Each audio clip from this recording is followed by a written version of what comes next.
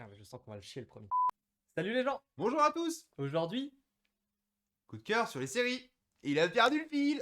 On recommence. franchement, on peut garder ça. Si tu veux. Si tu veux. Allez, C'est- générique. Nanana.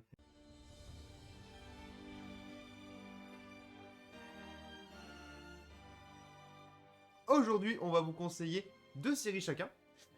Puis tu commences tout de suite. Ah bah carrément. Je vais vous parler de la série The Boys. C'est une très bonne série. Effectivement, elle est disponible sur Prime Video. Il y a 2 saisons. Ouais. La 3e sort en juin, si je ne m'abuse. Un truc comme ça. L'histoire de cette série va se passer de nos jours, aux États-Unis principalement, dans une société où il y a des super-héros. Il y a une entreprise qui s'appelle Vault et qui gère en fait ces super-héros-là. Ils louent les services à différents États, si je ne me trompe pas. Et dans le lot, il va y avoir 7 super-héros qui vont se distinguer. C'est les superstars. en C'est gros. voilà, exactement. C'est les têtes Voilà. d'affiche quoi. C'est ça. On va avoir en parallèle, on va suivre Yui. Itadori. Yui Campbell, qui va lui arriver un pépin avec des un super-héros en particulier. Oui. Un bon pépin, ouais. Un bon pépin, on va rien dire. Il va faire la rencontre de Billy Butcher, qui lui a une dent contre les super-héros.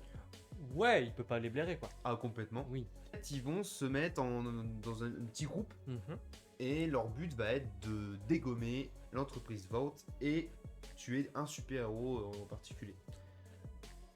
Oui. Oui. On va suivre toutes ces péripéties de ce petit groupe. Ça déménage pas mal. Oui. Alors faut préciser effectivement que c'est très gore, c'est très graphique, Ouais. c'est drôle. Et ça pète le mythe du super-héros. Puisque Complètement. en fait, cette série-là montre qu'en fait, les super-héros, ils sont pas forcément gentils à la base. Hein. Ils abusent un peu de leur pouvoir. Ah bah c'est si des tu veux. connards, ouais. Clairement des connards. Donc voilà, Mm. moi je vous conseille cette série parce que franchement, on passe super bon moment. Mm. Alors si vous la commencez le premier épisode, si au bout d'aller d'un quart d'heure, 20 minutes, vous accrochez pas, vous zappez. Je conseille cette série très fortement. Moi franchement, si je devais la conseiller sur une échelle de 1 à 5, ce serait 5. C'est ouais, je la conseille fortement aussi effectivement. J'aurais très bien pu en parler d'ailleurs moi aussi parce qu'elle tout à fait. elle est très très lourde, très très lourde. Et toi du coup, c'est quoi que tu conseilles? Je vais vous conseiller Peaky Blinders. Oh, très très bonne série ça. Donc, voilà, dont la dernière saison, donc la 6e saison, est en cours actuellement. Tout à fait. Donc c'est une série anglaise produite par la BBC. Des saisons de 6 épisodes. Des épisodes de 45 minutes à 1 heure. Donc, dans Peaky Blinders, on va suivre la famille Shelby, donc qui sont à la tête d'un gang, les Peaky Blinders, à Buckingham. Ils ont des activités pas tout à fait légales, où ils vont essayer de truquer un petit peu, par exemple, des paris sportifs, ce genre de choses, un peu de contrebande, etc. Il commence par ça. Tout à fait. Donc avec pour objectif de s'enrichir un petit peu, etc. Donc va y avoir aussi les petits pots de vin à la police pour qu'ils ferment les yeux, ce genre de petites choses. Et bien sûr, la concurrence avec d'autres gangs. Donc avec des affrontements, des alliances, etc. Ouais.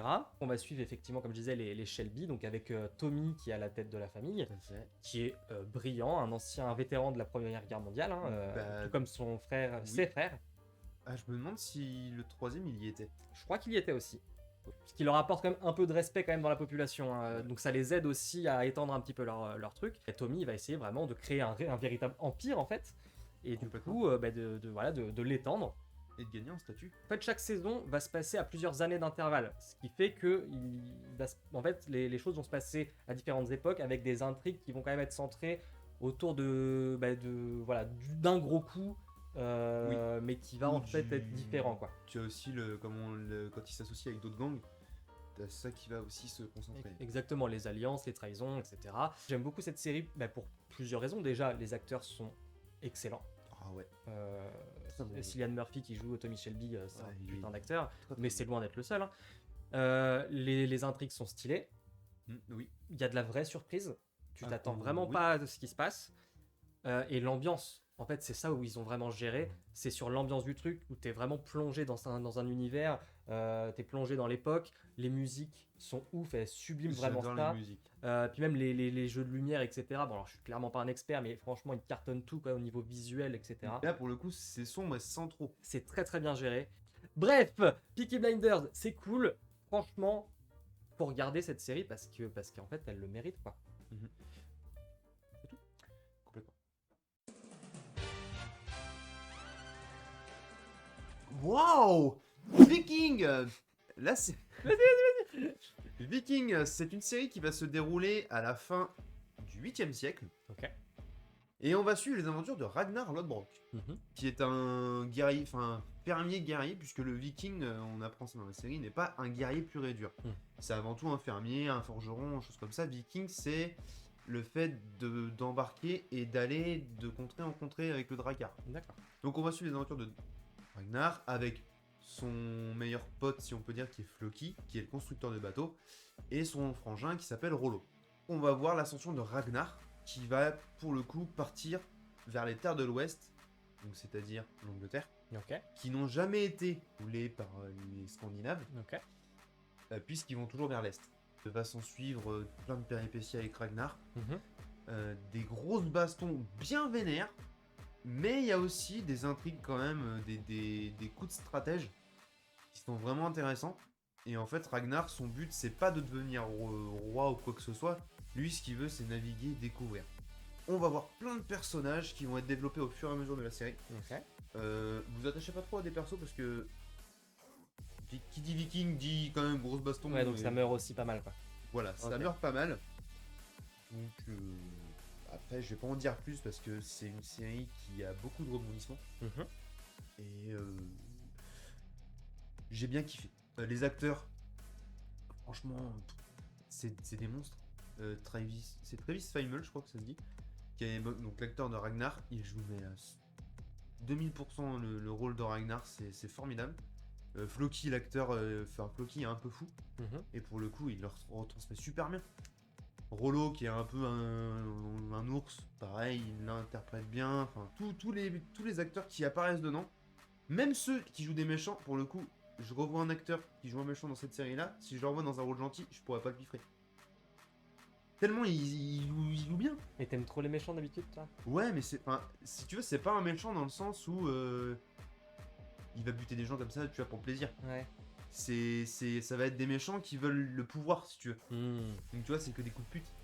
Pardon pour le mot, mais c'est vraiment que des coups de pute et des coups dans le cul. Et puis alors, les plans sont super jolis. Ils ont tourné donc en Norvège, tout ça. L'Islande, ils ont tourné, c'est des plans super beaux. L'Islande en même temps. Ouais. Ils ont tourné, je crois, en Irlande aussi. Donc c'est vraiment des beaux paysages. Les scènes de guerre, tu vois, t'as pas un gros amas de personnes qui se foncent dessus. Ouais, c'est lisible. C'est lisible. Tu Ouais. vas avoir peut-être l'amorçage du combat avec les deux camps qui arrivent, mais après tu vas te focus sur les persos que tu suis. Donc si t'aimes bien le côté barbare, sanglant et voyage, regarde cette série. Je pense d'ailleurs que moi je vais bientôt la commencer. Et j'en reprends Et vas-y, on fera une Death Note. peut-être. Eh ouais.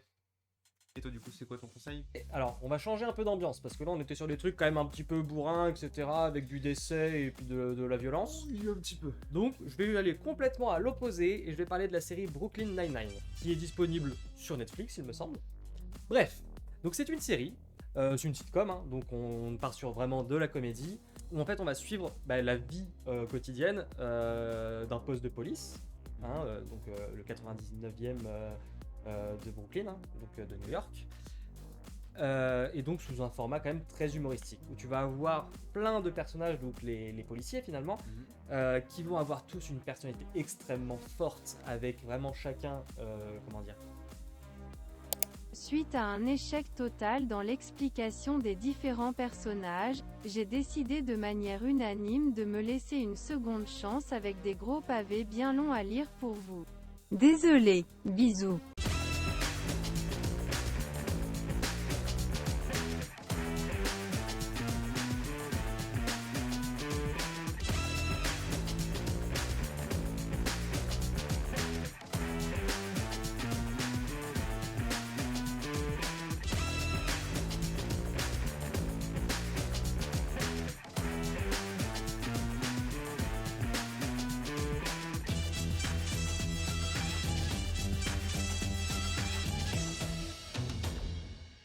Ils se permettent de faire des épisodes vachement plus sérieux où on va vraiment parler de différentes choses, notamment de racisme, etc.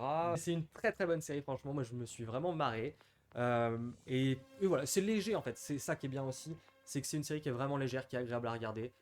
Et franchement, c'est cool. C'est très très cool. Donc regardez. Carrément. Et voilà, 4 séries que vous devez regarder maintenant. On espère qu'on vous a donné envie de les regarder. Ouais. Et puis dites-nous si vous les avez regardés et ce que vous en avez pensé, si vous jetez un œil grâce à eux. Carrément. Carrément. Et puis on va vous donner quelques séries vite fait. En vrac comme ça que vous pourriez peut-être kiffer. Carrément, bah moi je vais vous parler de The Punisher, Ah bah oui. qui est franchement au top. Alors on reste sur de la violence, mais ouais, c'est cool. Ouais, vraiment. Bah moi du coup je vais quand même vous parler de ma série de cœur préférée de tous les temps, Stargate. Alors Stargate SG1 et Atlantis, univers c'est un peu moins bien, mais c'est très lourd, c'est très lourd. Ouais, bah il y a Friends, hein, franchement c'est l'incontournable je pense. Bon alors si on reste sur de la sitcom, moi je vais parler d'How I Met Your Mother qui me semble est le seul qui s'approche un petit peu en termes de qualité et ils ont un très gros point fort, c'est la narration, ils sont capables de faire des épisodes super bien racontés et rythmés. Il y a Desperate Housewives aussi. Ah J'ai surkiffé cette série. ouais, c'est plutôt sympa, J'ai bien apprécié. j'avais kiffé. Ouais, Hmm. c'était pas mal. Il y a The Good Place. Je pense que je vous en reparle au prochain coup de cœur série parce qu'elle est lourde et faut Oui. aller la regarder. Tu m'en avais parlé. Oui, bah, regarde-la déjà. Ouais. Et il y a aussi The Malcolm in the Middle. Tout à fait. Qui- Oui, qui bah, a- ça, si tu connais pas, juste regarde, arrête de faire chier. Voilà. Quoi. Enfin, Carrément, c'est top. bah oui.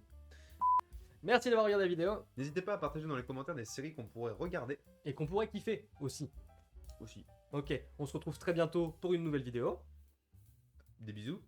Non, c'est ta phrase. Je t'ai piqué. Allez, ciao. Mais non, mec. Bon, bah bisous. Je le laisse comme ça, je m'en bats les couilles, je le laisse comme ça. Ça peut être drôle.